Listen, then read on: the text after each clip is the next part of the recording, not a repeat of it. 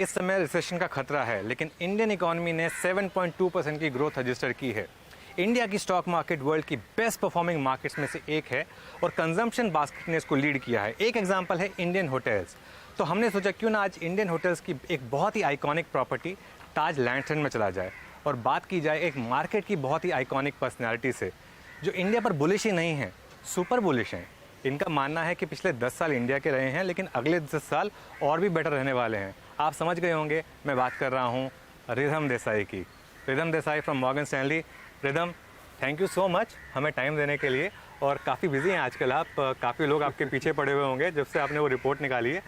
तो बात की जाए ज़रा रिधम मार्केट की, और ज़रा एक बार ये समझा जाए कि आपने अपने रिपोर्ट में लिखा है कि एक बहुत ज़बरदस्त चेंज आया है इंडिया में पिछले 10 साल में। क्या मानना है आपका, किस तरीके के चेंजेस आए हैं और इससे अगले 10 साल में हमको क्या फ़ायदा मिलने वाला है? सोनुज, पहले आपका बहुत बहुत धन्यवाद और मेरी माफ़ी कि आप जब से मैनेजिंग एडिटर बने CNBC आवाज़ के, मैं उस समय से आ नहीं पाया हूँ, तो ये अच्छा मौका आपने चुना है। Thank you so much. पिछले रिपोर्ट के आधार से आई थिंक मज़ा आएगा ये कॉन्वर्सेशन में। तो पिछले 10 सालों में भारत में बहुत सारे बदलाव आए हैं। जैसे कि पहले हम लोग फॉरेन फ्लोज पे बहुत निर्भर थे। 2015 में जब सरकार ने रिटायरमेंट फंड्स यानी प्रोविडेंट फंड और पेंशन फंड्स को शेयर बाज़ार में निवेश करने की जो उन्होंने परमिशन दी थी, उससे ऐसा हुआ कि हर एक महीने में क्योंकि PF और NPS में तो कोई आउटफ्लो आता नहीं है, तो हर महीने वो आके शेयर्स खरीदने लगे। तो वो बुनियाद जो बनी, उसके ऊपर हमारे रिटेल इन्वेस्टर्स आने लगे। तो अब जाके आपने देखा है पिछले 7-8 सालों से रिटेल का जो प्रभाव है बाज़ार पे वो बहुत बढ़ गया है।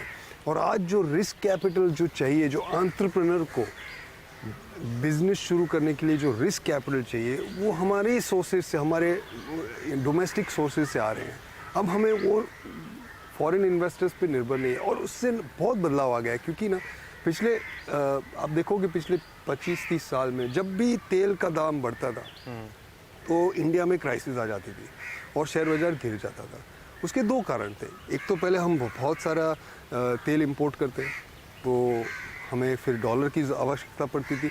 दूसरा ये कारण था कि जो तेल के डॉलर है वो ये जो शेयर बाज़ार में निवेशक है उनसे आता था, और जब तेल का दाम बढ़ता था तब उसी समय वो बेचना शुरू करते थे।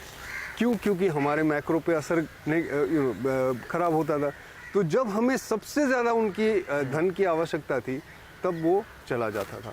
और अब क्या हो रहा है कि 2014-15 से सरकार ने FDI पे फोकस बढ़ा दिया है। अब FDI जो है वो तेल के दाम से ऊपर नीचे नहीं होता है, तो अब हमें वो FPI की जो फ्लो की है उसकी आवश्यकता कम हो गई है। तो पिछले साल जब रशिया और यूक्रेन का वॉर निकला तब बहुत सारे लोगों का मानना था कि अब हम फिसल जाएंगे, लेकिन नहीं फिसले, और बहुत सारा सेलिंग भी हुआ बाजार में, बिल्कुल, फॉरेन पोर्टफोलियो इन्वेस्टर्स का, लेकिन उसका कोई असर मैक्रो पे नहीं पड़ा और मार्केट पे भी नहीं पड़ा। इनफैक्ट मैं ये ग्राफिक